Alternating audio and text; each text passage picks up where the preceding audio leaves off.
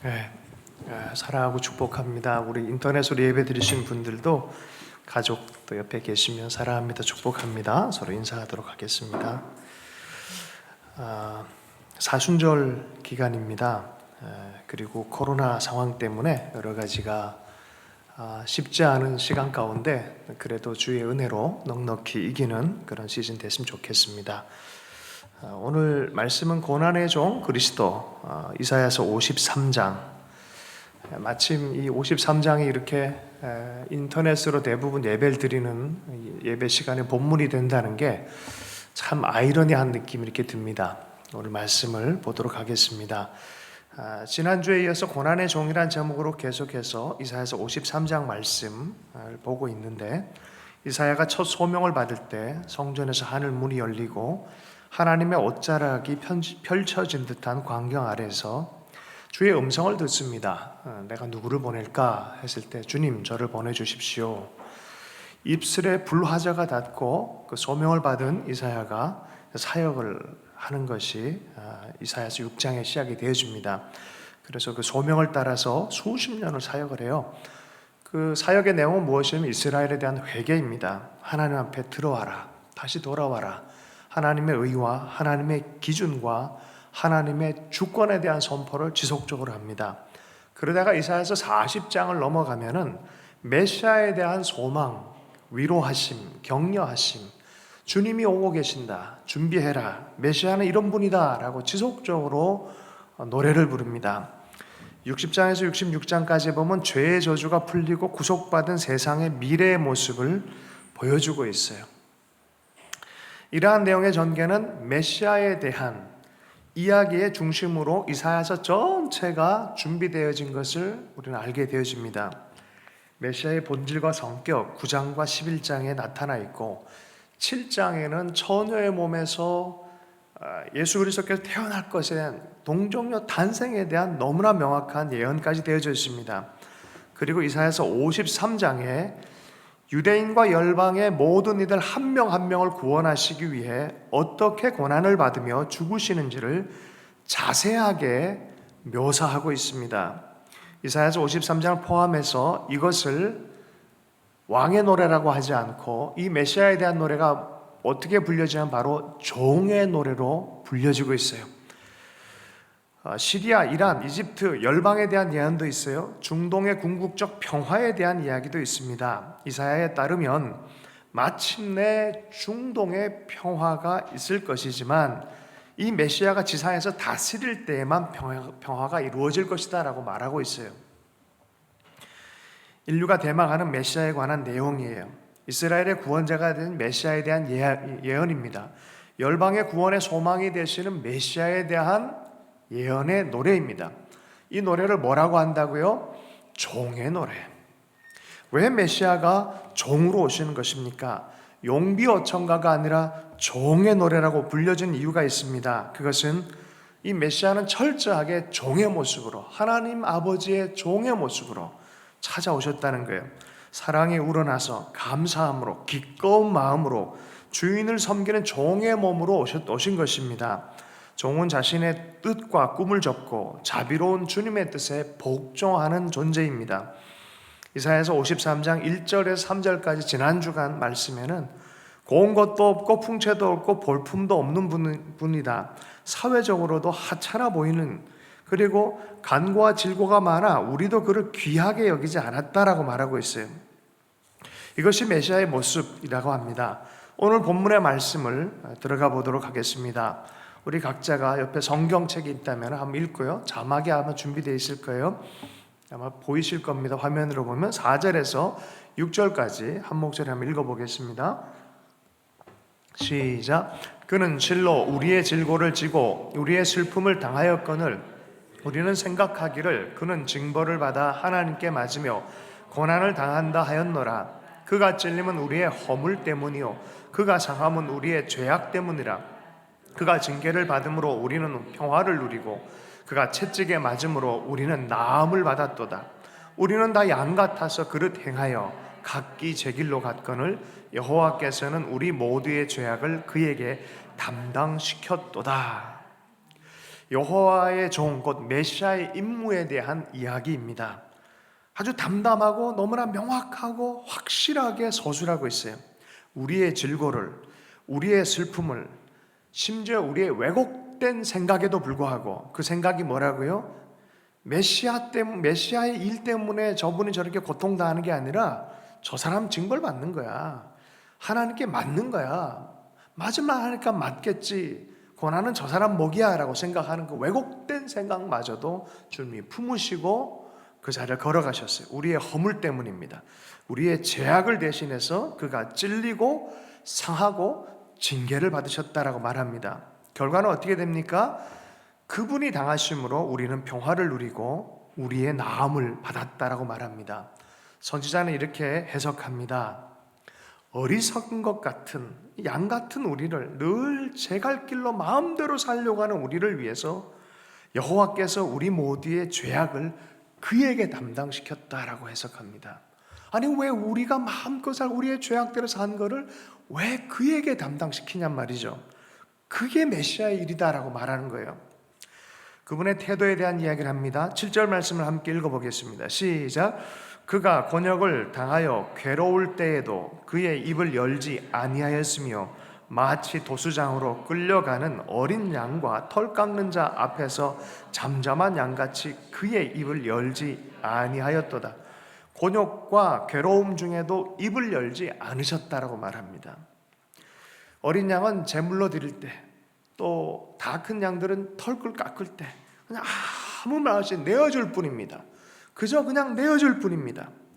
8절 말씀 읽어보겠습니다. 시작. 그가 곤욕과 신문을 당하고 끌려갔으나 그 세대 중에 누가 생각하기를 그가 살아있는 자들의 땅에서 끊어짐은 마땅히 형벌받을 내 백성의 허물 때문이라 생각하였으리라. 곤욕당하고 신문당하고 끌려가서 어떻게 됩니까? 살아있는 자의 땅에서 끊어지면 죽임당한다는 뜻입니다. 곤욕당하고 신문당하고 끌려가고 마침내는 죽기까지 하는 그것을 사람들이, 그 형벌을 사람들이 자기의 허물 때문이라고는 상상조차도 못한다는 거예요. 이사야가 이것을 미리 얘기를 했어요. 여러분, 그래서 복음은 하나님이 우리에게 예상치도 못하게 주신 선물이다라고 하는 거예요. 이걸 세렌디피티라 그러는 거예요. 예상치 못한 선물, 세렌디피티. 말도 안 되는 선물, 세렌디피티. 9절 말씀을 한번 읽어보겠습니다. 시작. 그는 강포를 행하지 아니하였고 그의 입에 거짓이 없었으나 그의 무덤이 악인들과 함께 있었으며 그가 죽은 후에 부자와 함께 있었도다. 여러분, 이거 우리 신약을 읽는 사람이 이게 무엇인지 정확하게 압니다. 그는 사람들의 폭력에 강포로 행하지 않았어요. 사람들의 거짓 모략에 거짓으로 행하지 않았어요. 입으로도 거짓을 행하지 않았어요. 험악하게 하지 않았어요. 산상수훈의 가르침의 말씀 그대로 사셨어요. 말씀의 존재로 그대로 사셨고 그리고 죽으셨어요. 악인처럼 죽으셨어요. 십자가 오른쪽 왼쪽에 살인자 강도와 같이 죽임당하셨어요. 그러나 그가 죽은 이후에 부자와 함께 있었도다. 아리마대 요셉이 자기의 부자 이 무덤에 주님의 시체를 저렇게 둘 수는 없다 하고 데리고 가서 모시고 가서 모신 것이죠. 이것이 굉장한 예언적인 또 전망이 되는 것이죠. 10절 말씀 한번 읽어보겠습니다. 시작. 여호와께서 그에게 상함을 받게 하시기를 원하사 질고를 당하게 하셨은즉 그의 영혼을 속건 제물로 드리기에 이르면 그가 씨를 보게 되며 그의 날은 길 것이요 또 그의 손으로 여호와께서 기뻐하신 뜻을 성취하리로다. 상함과 질고를 당하는 것이 도대체 누구 때문입니까? 누가 원한 것이었어요? 우리 때문이지만 누가 이걸 원하셨어요? 하나님 아버지가 원하셨다는 거예요. 아들 예수 그리스도가 이렇게 질고를 당하게 하는 것을 원하셨다는 거예요. 아니 무슨 아버지가 이래요? 이 아버지가 아들에게 이 모든 질고를 당하는 걸 원하셨다는 거예요. 거기서 끝나지 않습니다. 그의 영혼을 속건 제물로, 하나님 기뻐하는 제물로 드리고 나서는 씨를 보게 될 거예요. 여러분, 그래서 하늘의 씨앗이 땅에 심겨져서 어떻게 해요? 죽으면 많은 열매를 맺으리라 한 것처럼 그가 씨를 보게 될 거란 거예요. 죽고 나서 씨를 보게 될 거란 거예요. 그의 날은 길 것이요 영원한 다스림이 다시 시작되실 것이고 또 그의 손으로 여호와께서 기뻐하는 뜻을 성취하리로다. 그 뜻이 뭐예요? 모든 인류의 구원의 문을 열고 그들마저도 구원케 하시는 하나님의 구원의 원하심, 인류를 사랑하고 구원하길 원하는 그 원하심을 성취하게 되는 일에 대해서 말씀하는 것입니다. 여러분, 그것을 좀 더 풀이를 해놓은 게 11절의 말씀이에요. 그 기뻐하는 뜻이 무엇이냐면 우리의 의롭게 됨과 속죄함이다 라고 말하고 있어요.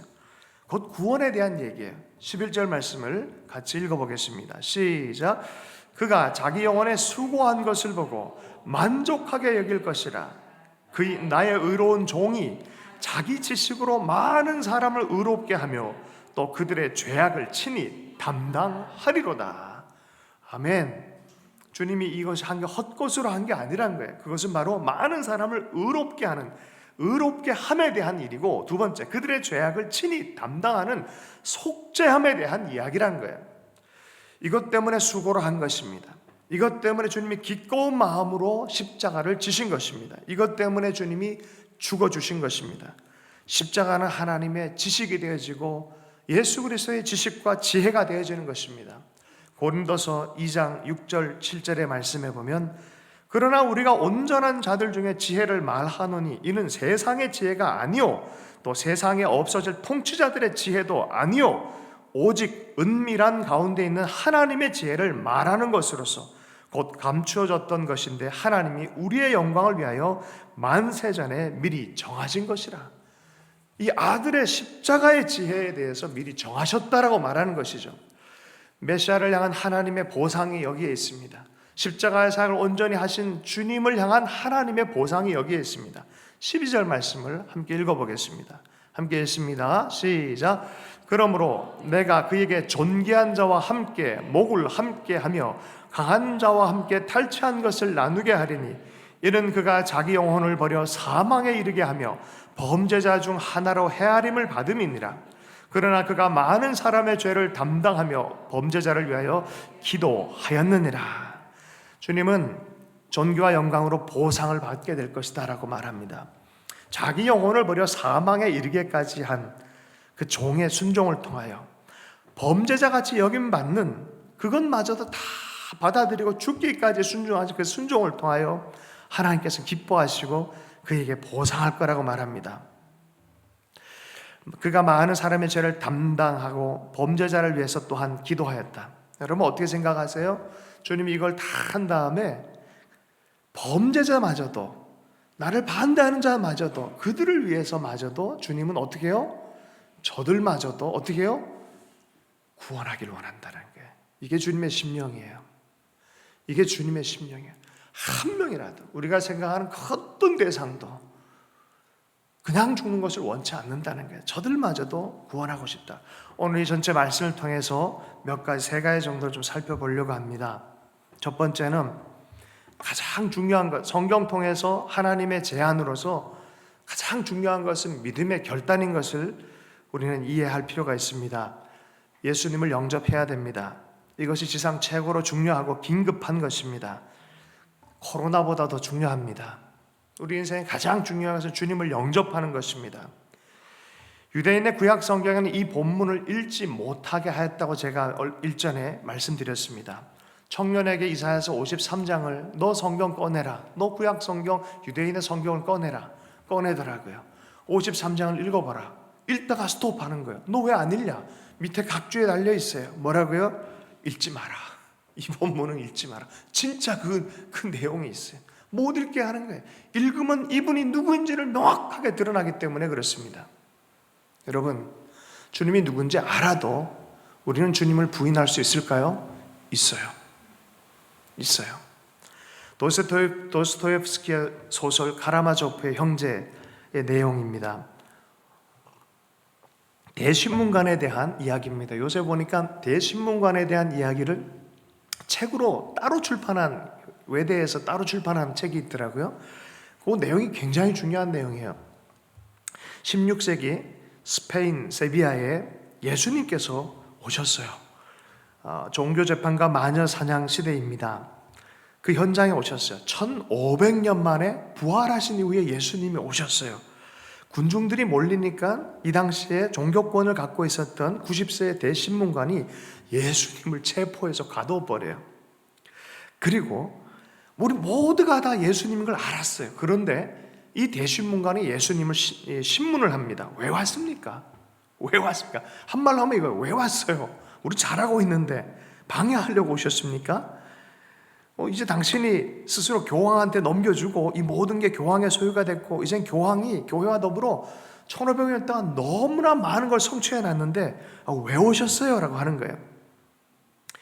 가톨릭 종교 체계를 잘 마련해서 당신이 거부한 도를 떡으로 만들 만큼 부요해졌고 성전 꼭대기에서 뛰어내린 듯한 기적 같은 것도 많이 만들 수 있고 권력도 다 가졌는데 우리 잘하고 있는데 왜 오셨습니까? 우리들은 당신의 유혹받은 것을 손질해서 기적과 신비와 권력을 반석으로 삼았고 잘하고 있습니다. 사람들도 좋아하고 그렇게 가리키고 행하는 우리가 잘하는 것 아닙니까? 그러니까 가십시오. 다시는 오지 마십시오. 하는 게 대신문관과 예수님 사이의 대화였어요. 예수님은 아무 얘기도 하지 않으시고 키스를 하고 볼에 키스를 하고 문을 나서십니다. 이게 대신문관에 대한 얘기예요. 도스토옙스키 대단합니다. 여러분 우리 안에 이런 게 있지 않을까요? 그분이 주님이신 줄도 아는데 내 모습에서 정말 예수님을 따라갈 것인가의 부분에 흔들리고 있지는 않습니까? 여러분 대신문관은 도대체 누구의 길을 걸어갑니까? 마귀의 유혹의 길, 곧 사탄의 길을 걸어가고 있습니다. 그럼에도 불구하고 사람들은 그 길이 무엇인지 스스로를 몰라 합니다. 나는 예수님, 당신이 메시아인 건 알지만 나를 위한 마귀의 길을 따르고 있어. 난 당신 이제 필요 없어 하는 그런 내용입니다. 좋습니다. 그렇다고 쳐도 죄가 해결된 것은 아닙니다. 하나님이 말씀하는 죄가 해결된 것은 아닙니다. C.S. 루이스가 이렇게 얘기를 했습니다. 하나님은 과학적 방법으로 평가할 수 없는 것은 하나님이 모든 과학의 원작자이기 때문이다. 마찬가지로 인간 창조의 원창조자가 바라보는 그 기준은 우리가 멋대로 그 기준을 내릴 수 없는 것입니다. 그분이 보시는 그 기준으로 하나님은 평가하실 것입니다. 우리가 의롭다고요? 우리가 죄에서 자유하다고요? 솔직하게 우리 생각해 보십시다. 나는 나에 관해서는 확실하게 알아요. 하나님의 의는 고사하고 내가 세운 나의 기준도 지키지 못하는 게 내 영혼이란 것을. 어떠세요? 여러분이 세운 기준, 의 지켜본 적 있나요? 아니에요. 우린 그래서 이 죄를 해결할 속죄하실 그분이 꼭 필요한 거예요. 인간의 운명은 그런 것이에요. 우리가 우리의 구원의 길을 내려하고 그분을 믿음으로 인정하고 영접하고 따르지 않는다면 하나님의 기준에 부합한 속죄의 길은 영영이 사라지고 마는 것입니다. 이것이 진실이라면 우리는 머뭇거리면 안 됩니다. 소위 회심이라는 것을 우리가 많이 말해요. 경험한 사람들은 이것을 공동 경험으로 증언합니다. 인생의 AD와 BC, 아노 도미니, 비포 크라이스트, 예수 후와 예수 이전, 믿음의 결단, 그 사이에는 무엇이 있습니까? 예수 이후와 예수 이전, 그 사이에는 누가 있습니까? 나의 영혼이 있는 거예요. 나의 영혼이 있어야 돼요. 믿음의 결단, 실제적인 체험이 되기도 합니다. 인도의 선교사로 사셨던 스탠리 존스가 88세 때 하나님의 예스라는 마지막 병상에서 쓴 설교문이 있어요. 그 설교문에서 자기 10대의 체험에 대해서 얘기를 한 거예요. 이 예수님의 구원에 대해서 고민하다 어느 식당에서 드디어 예수님을 영접하기로 결정했어요. 그러고 난 뒤에 세계와 자연이 눈의 렌즈가 바뀐 것을 체험했다는 거예요. 그리고 그 이후의 삶은 하나님의 뜻을 따라서 사는 삶이 되었고 88세가 되어진 마지막 인생의 불꽃을 태울 때도 이 감격스러운 현장에 대해서 여전히 증언하고 있다는 거예요. 여러분 한 분 한 분은 마음 가운데 이 그리스도 예수를 영접하고 계십니까? 그분이 그 책에서 성경 구절을 인용했습니다. 이사야서 53장 5절 말씀입니다. 그가 찔림은 우리의 허물 때문이요 그가 상함은 우리의 죄악 때문이라. 그가 징계를 받으심으로 우리는 평화를 누리고 그가 채찍에 맞음으로 우리는 나음을 받았도다. 이 예수 그리스도, 하나님의 제안, 하나님의 세렌디피티를 여러분 아멘하고 받아들일 수 있는 사람들은 가장 행복한 사람들인 줄로 믿습니다. 가장 의미 있고 중요한 날입니다. 예수님을 영접한 날입니다. 지금 우리 한 사람 한 사람 어떠합니까? 구원의 언저리에서 헤매는 여러분이 있다면 오늘 이 시간 아멘 주님, 내가 주님을 영접합니다. 고백하는 여러분 되길 축복합니다. 두 번째로는 본문 말씀을 통해서 생각하고 싶은 것은 하나님의 종, 곧 메시아가 걸으신 길과 삶에 대한 이야기입니다. 요한복음 14장 6절 말씀에 예수께서 이르시되 내가 곧 길이요 진리요 생명이니 나로 말미암지 않고는 아버지께로 올 자가 없느니라. 메시아는 하나님의 기쁨을 위해서 우리를 구원하기 위해 목숨을 버리기까지 끝까지 사랑하시면서 그의 길을 가셨습니다. 제자된 우리도 그 길을 따르라 라고 말씀하셨습니다. 요한복음 15장 13절 말씀에 내 계명은 곧 내가 너희를 사랑한 것 같이 너희도 서로 사랑하라 하는 이것이니라. 사람이 친구를 위하여 자기 목숨을 버리면 이보다 더 큰 사랑이 없나니 너희는 내가 명하는 대로 행하면 너희는 내가 명하는 대로 행하면 너희는 내가 명하는 대로 행하면 곧 나의 친구라. 주님은 우리를 친구로 초청하시고 자기의 삶을 내어 던지셨어요. 우리가 서로 이렇게 서로가 서로를 위해서 내어 던질 수 있을 때 그것이 제자라고 말하는 것이에요. 사도 바울은 이 본문의 말씀을 빌립보서 2장에서 이렇게 말하고 있습니다. 빌립보서 2장 5절에서 16절의 말씀에 보면 십자가에서 순종하신 이 예수님의 마음을 품으라라고 말합니다. 5절의 말씀에 너희 안에 이 마음을 품으라 곧 그리스도 예수의 마음이니 그는 근본 하나님의 본체시나 낮아지시고 비우시고 종의 모습 가지시고 십자가에 죽으셨다라고 말합니다. 그리할 때 하나님이 보상하셨다라고 말합니다. 9절 10절 이러므로 하나님이 그를 지극히 높여 모든 이름에 뛰어난 이름을 주사 하늘에 있는 자들과 땅에 있는 자들과 땅 아래에 있는 자들로 모든 무릎을 예수의 이름에 꿇게 하시고 모든 입으로 예수 그리스도를 주라 시인하여 하나님 아버지께 영광을 돌리게 하셨느니라. 여러분, 이 길이 우리가 품어야 될 마음이고 이 길이 가야 될 길입니다. 12절 13절 사도 바울이요 기가 막히게 적용을 합니다. 그러므로 두렵고 떨림으로 너희 구원을 이루라. 너희 안에 행하신 이는 하나님이시니 예수께서 기쁘신 뜻을 가지고 죽기까지 한 것처럼 자신의 기쁘신 뜻을 위하여 너희로 소원을 두고 행하는데 너희도 예수님처럼 원망과 시비가 없이 이 일을 행하라라고 말하는 거예요. 하나님을 기쁘시게 하는 그 기쁨의 뜻으로 살아가는데 어찌 원망과 시비로 살 수 있겠냐라고 말하는 것입니다. 억울해도 항변하지 않아야 된다는 거예요. 속이 타들어도 내가 그리스도의 십자가 길을 간다면 가야 된다는 거예요. 묵묵히 가야 된다는 거예요. 원망하고 억울하고 잘 속상하지 않을 수 있을까요? 저는 어제도 사역자들 회의 가운데서 결론을 다 냈어요. 다 한마디씩 해보라 그랬더니 다 저 때문이래요. 얼마나 속상하든지. 이게 안 돼요, 이게 쉬운 게 아니에요. 결론이 다 나 때문이야.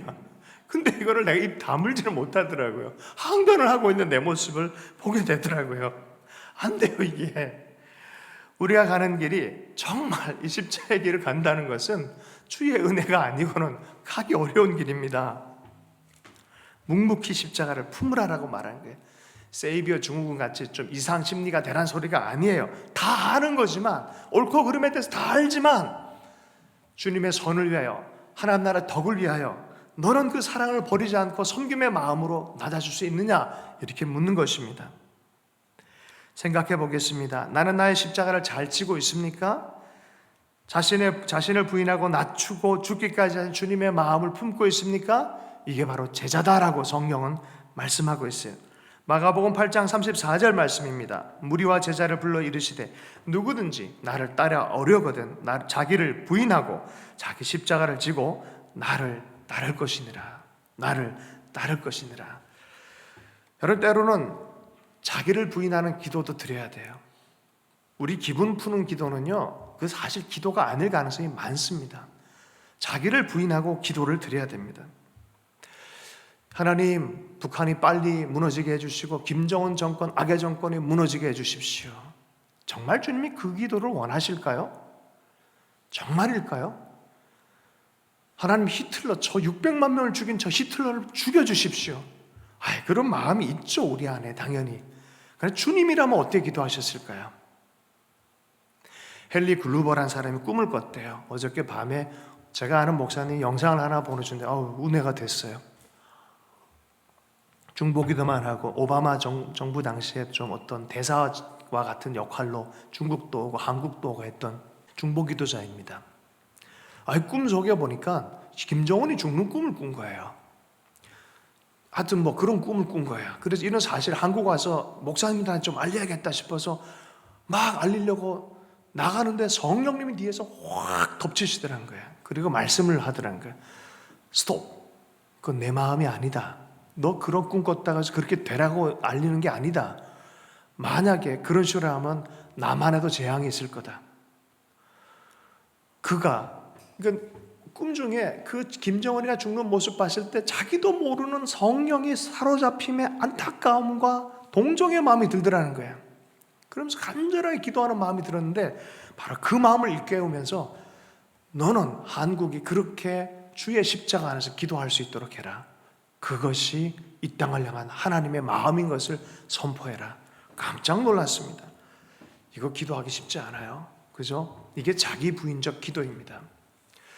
우리가 내 욕망의 기도를 하면서 대신문과 같은 그런 요구의 기도를 하고 있는지, 정말 그리스도의 마음에 합한 기도를 하고 있는지 살펴봐야 될 줄로 믿습니다. 우리가 주님의 길을 온전히 따르고 주님을 찌르는 자마저도 저들이 알지 못해서 그렇습니다. 하나님 용서해 주십시오. 저들도 구원해 주십시오 하는 이러한 기도를 드릴 때 우리에겐 놀라운 소망이 있습니다. 이 말씀을 통해서 마지막에 생각해 보고 싶은 것은 십자가 이후에는 반드시 보상과 부활이 있다는 것입니다. 사도 바울도 얘기를 하고 이사야도 얘기를 하고 예수님도 말씀하고 있어요. 십자가의 길은 십자가로 끝나는 게 아니에요. 하나님의 보상이 있다라 말하는 거예요. 사도행전 2장 말씀에 교회 공동체는 이 부활의 증인인 것을 선포하고 있어요. 사도 다윗도 이것을 보았고 교회 공동체도 예수님의 부활을 보았고 우리도 부활의 증인이다라고 말하는 거예요. 주님은 우리 때문에 십자가를 지실 뿐만이 아니라 고통당하고 죽으실 뿐만이 아니라 우리를 위해서 부활의 첫 열매가 되셨습니다. 그자는 태어난 지 80여일 되는 성훈이마저 천국에 갔어요. 슬픔이 압도했습니다. 이런 상황에서 어떤 위로도 이게 말이 생기지가 않습니다. 그런데 갑자기 말씀이 다가왔어요. 그는 실로 우리의 질고를 지고 우리의 슬픔을 당하였거늘. 우리의 슬픔을 당하였거늘. 말로 표현할 수 없는 이 슬픔을 주님께서는 알고 계시고 품고 계시다는 거예요. 여러분 그 품 안에서 눈물이 닦여지는 것에 대한 큰 믿음과 위로가 생겼어요. 그리고 부활의 소망이 담대해지고 확신케 되어지는 그러한 은혜를 경험했어요. 성훈이가 우리에게 도리어 사역을 해주고 갔구나 하는 그런 생각을 갖게 되어졌습니다. 얼마나 위로가 되는지 모릅니다. 큰 영적인 감동이 있었어요. 작고 어떻게 보면 초라하기까지 한 그러한 이 예식의 모습에서 하나님은 얼마나 풍성하고 놀라운 소망을 주셨는지 정말 이해할 수 없는 하나님의 위로가 임하는 시간이었습니다. 여러분 십자가는 그런 거예요. 그 십자가를 통과하고 품은 사람들은 부활의 소망이 명확하고 더 가까이 보여지게 되는 줄로 믿습니다. 말씀을 좀 마무리하면서 헨리 나우엔에 쓴 상처 입은 치유자의 내용에 나오는 얘기를 좀 나누고 싶습니다. 뒤에 유대의 어떤 전설적인 얘기들이 기록되어져 있는데 치유와 부활의 메시아의 소식을 들은 사람이 메시아를 찾아 헤매다가 어느 마을에 당도했어요. 그곳에 있다는 소식을 듣고 찾아왔어요. 그래서 물었어요. 메시아가 어디 있느냐? 난 찾고 싶은데 얘 못 봤냐고. 못 찾았다고. 거기 저기 앞에 사람들 많이 모여 있고 그 어떤 이 허름한데 붕대를 감고 있는 그분 못 봤냐고. 보긴 본 것 같다고. 그분이라고. 그 자기 붕대를 읽다가 이 붕대를 풀어서 다른 아픈 자가 오면 자기 붕대를 풀어가지고 감아주는 그분이 메시아다라고. 여러분, 맞아요. 주님은 우리의 마음을 동정하지 못하는 분이 아닙니다. 히브리서 4장 15절 말씀입니다. 우리에게 있는 대제사장은 우리의 연약함을 동정하지 못하실 리가 아니오라고 말하고 있어요. 주님은 어떤 분입니까? 우리의 작은 것들, 우리의 연약한 것 다 품으시고 우리의 슬픔마저도 이해하시고 채울하시고 동정하실 수 있는 그분이다라고 말씀합니다. 그는 어떤 분입니까? 부활의 주님이다 말하는 거예요. 우리에게 영원한 소망을 주시는 분이다라고 말씀하고 있습니다. 말씀을 마무리하겠습니다. 하느님의 아들로 하나님의 신실한 종으로 십자가를 지시고 죽으신 분, 그가 아프심으로 우리가 나음을 입었고요. 그를 바라볼 때 우리는 그분과 우리 사이에 거룩한 치환이 나타나요. 내 악하고 더러운 것들은 다 주님께로 가고 주님이 좋은 것들은 다 내게도 왔는데 생명의 교환마저도 일어나는, 여러분, 그 이유 때문에 주님이 오셨습니다. 그가 슬픔을 당한 것은 우리의 기쁨을 위한 것이고 그의 죽음이 우리의 생명을 위한 것입니다. 말씀 붙잡고 함께 기도하도록 하겠습니다. 믿음의 주요 또 온전하게 하신 이인 예수를 바라보자. 그는 그 앞에 있는 기쁨을 위하여 십자가를 참으사 부끄러움을 개의치 아니하시더니 하나님 보좌 우편에 앉으셨느니라. 십자가 지신 주님을 영접하고 사모하고 바라보며 살게 하여 주시옵소서. 예수 이름으로 기도합니다.